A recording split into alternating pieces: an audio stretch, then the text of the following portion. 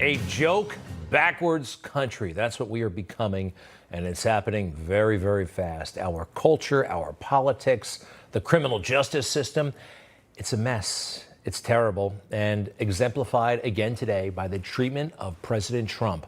What they're trying to do to him, another indictment coming down the pike, we don't believe you guys. We don't believe the prosecutors. We don't believe the government. No credibility whatsoever. Zero. None. What is this? The third, fourth indictment? Something like that? Plus that phony trial? I mean, these cases span many, many years, but they're all coming to a head right now. Just a few months before this political season really gets hot. Take a look. Stormy Daniels. Remember this nonsense, right? The alleged misconduct, the bookkeeping matter, 2020. All right, so that's 3 years ago. E. Jean Carroll and her outlandish allegations. Was it 1995? Was it 1996? She's not even sure. The documents charade, that really bothered me, oh, by the way, when the FBI broke into Mar-a-Lago, August of 2022. And then the January 6th stuff. This is what we think the next indictment is going to pertain to. All of this, if you put it all together and you average it out, it's a span of 28 years.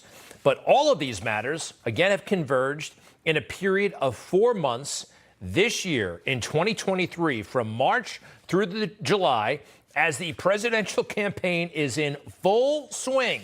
3 indictments, 1 trial, and we've got, 5 months until the Iowa caucuses. 5 months at the Iowa. You think they're trying to influence an election?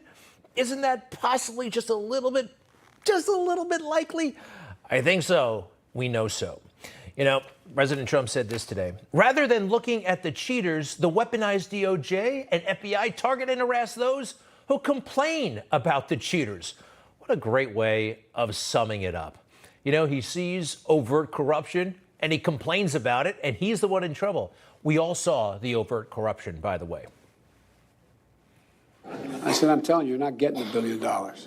I said, you're not getting $1 billion. I'm going to be leaving here. And I think it was, 6 hours? I said, I'm leaving in 6 hours. If the prosecutor's not fired, you're not getting the money. Oh, son of a bitch. Got fired. Wow. And Hunter Biden works at Burisma, the company that they were looking into. This was on television, right? In January of 2018. Donald Trump sees it. It strikes him as odd. It strikes everybody as odd. And when you're talking to somebody from Ukraine, like the president of Ukraine, Zelensky, it came up. The other thing, there's a lot of talk about Biden's son, that Biden stopped the prosecution, and a lot of people want to find out about that. So whatever you can do. Next, please. Biden went around bragging that he stopped the prosecution. So if you can look into it, it sounds horrible to me, which it was. And Zelensky, oh, by the way, knew exactly what he was talking about. I know this matter, Mr. President. We will check into it. But look, we can't call this stuff out. We can't when it's staring us in the face.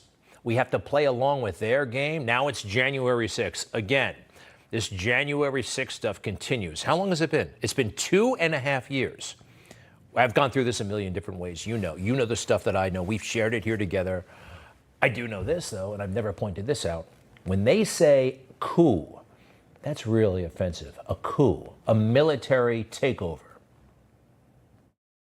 The idea of the President of the United States trying to stage a coup such as this is extraordinary, insidious, and we've never seen anything like it in our history. Donald Trump's most absurd attempt to stage a coup. That was insurrection. That was an attempted coup incited by the president. We know that Donald Trump incited violence. He was responsible for the attempted coup.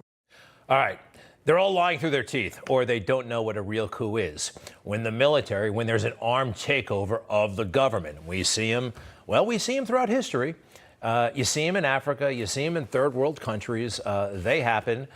Regimes come and go. Perhaps the most famous one was in Chile when Pinochet took over. I mean, does this look like January 6th?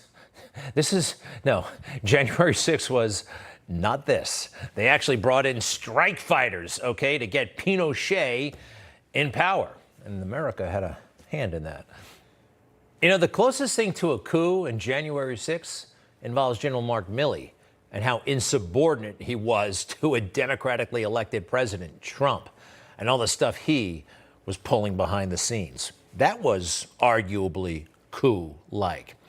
Anyway, you know what this country went through in 2020? Black Lives Matter, right? It was the most glorious and beautiful thing anybody in the media had ever seen. But suddenly, in an instant, when all those MAGA people chose to walk around the Capitol, literally, when they're walking, listen to how irate the media is. This is the United States of America, and we're watching protesters try to undermine the course of an election, a constitutional process, through force by storming the United States Capitol. Look at that. That is outside. Jake, I'm sorry to interrupt, but look at those pictures. Have you ever seen anything like that? I mean, these are protesters outside on the steps of the Capitol. They're physically in there. Well, it's a fitting end to an era that has been characterized by lawlessness. Wow, you can't gather and protest outside. Look at what they're reacting to. Those pictures. I love this little experiment. The same sequence with the sound off. They're totally flabbergasted. Are we? It doesn't seem so dramatic without the irate narration, does it? Not at all. Interesting how that works, huh? Let's try it again. Dana Bash over at the fake news was pulling her hair out. Basically taking over, storming the Capitol it's anarchy. It really is anarchy. And the president has encouraged this time and time again, and they are stopping the constitutional, peaceful transfer of power. One more time. Let's put the sound down. Let's mute it. Take two. It's anarchy. I can't believe what I'm seeing. Oh, wow. Where's the National Guard?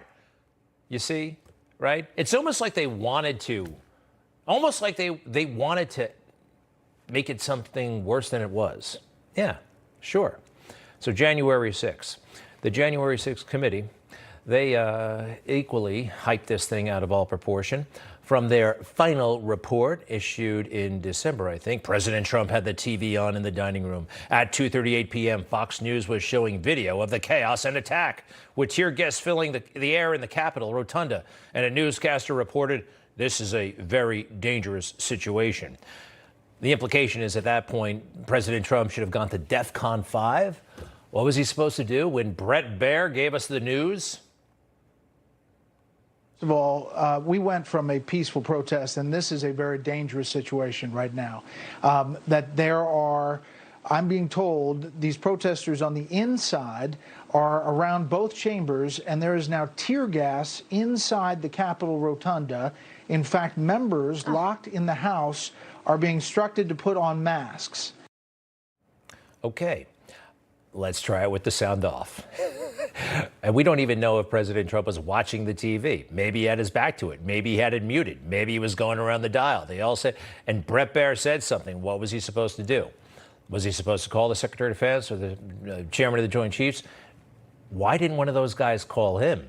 Especially General Milley, who we were talking about a little while ago.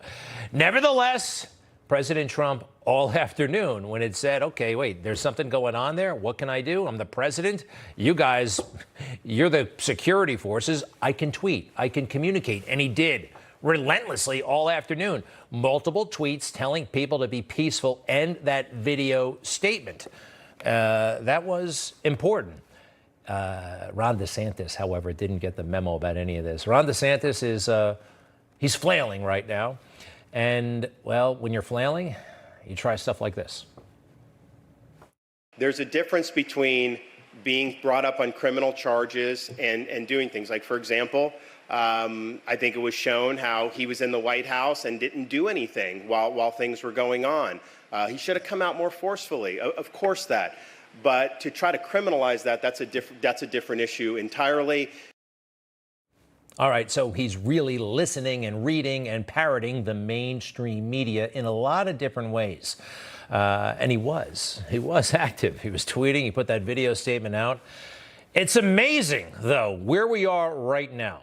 We all have seen a lot from Hunter Biden and his dad and the text messages and all the weirdness.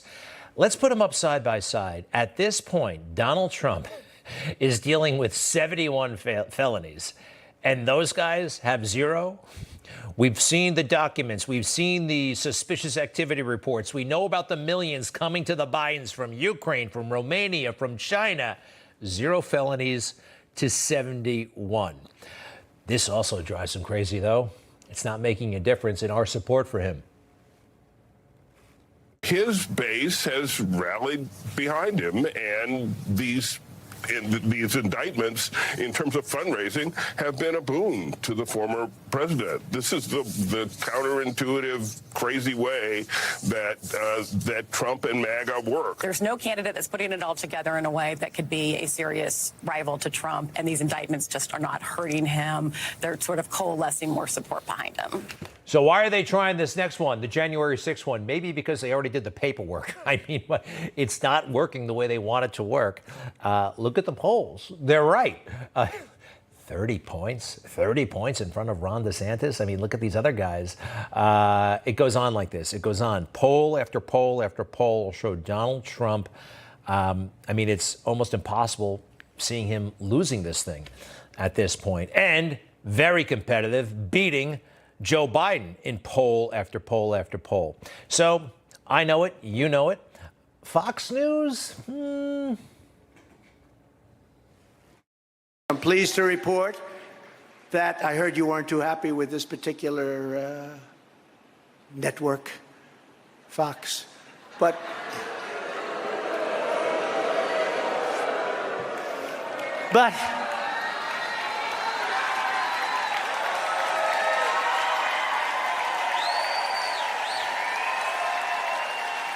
now I was watching. Now, I understand you exactly, but not exactly friendly.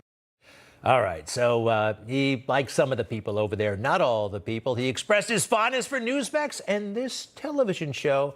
But he's right. A lot of those guys over there have a big chip on their shoulder about Trump. And when they do a Trump story, well, they like to ignore it as much as possible. For instance, when this broke today, what was the top story over there at Fox News? Welcome, everybody. I'm Neil Cavuto. My thanks to my friend Charles Payne for filling in so ably yesterday. First, now to Brandy Campbell on the weather and the heat wave. Let's go to Miami, where she is. Brandy. All right. I know it was hot, but it is July, and they did get around to it a little bit later in the show when they had Vivek Ramaswamy on, who has promised to pardon President Trump, which a lot of Fox does not like. These are touchy subjects, but I believe it is important but you've to also speak the been truth on record, without apology. You've also been on record as saying that you would pardon the president should he assume or you assume office. Do you still stand by that? I would, there are a lot because of I think who do not like what went down and don't think you're in a position should become president to go ahead and pardon him. I don't like what went down, Neil, But demonizing you'd have our a justice lot to system pardon him for, against their Vivek, political opponents. As President Ramaswamy, you'd have a lot to pardon him for. 3 cases, maybe a 4th that could build with Georgia and his alleged role there, trying to influence that election. Would you pardon him for all of those?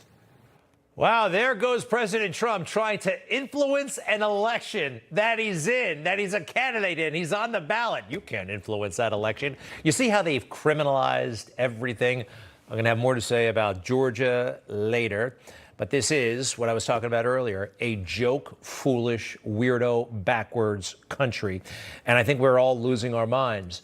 It started, well, I don't know, 2008. Let's say 2008.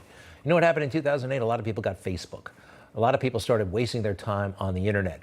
We now spend trillions and trillions and trillions of hours doing stuff that we weren't doing in the 90s, in the 80s.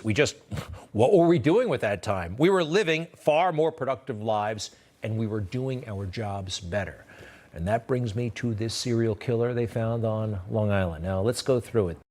The authorities had all of this information Since 2012, 11 years ago, they knew the kind of car the suspect drove, a Chevy Avalanche. They had a description of him, 6 foot 4 inches tall, maybe 250 pounds.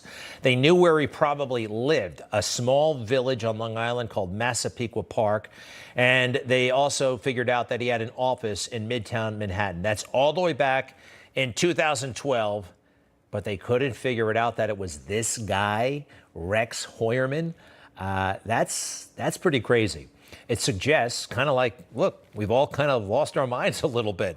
Bad things are happening in this culture, a lot of it driven from the internet, and I can't begin to actually make sense of it all, but something's up if they couldn't figure this case out with all of that evidence so long ago. Quick update, by the way, he's on suicide watch. Authorities believe the family knew nothing about this, and the family is cooperating. They're horrified, they're embarrassed, they're disgusted by all of this. And the first thing that Heuermann, the alleged killer, wanted to know when they threw him in jail, am I on the news? These guys love to see themselves on the news, and I guess he did get that part of it. He got his wish. Maybe we should do something about that. All right, be right back.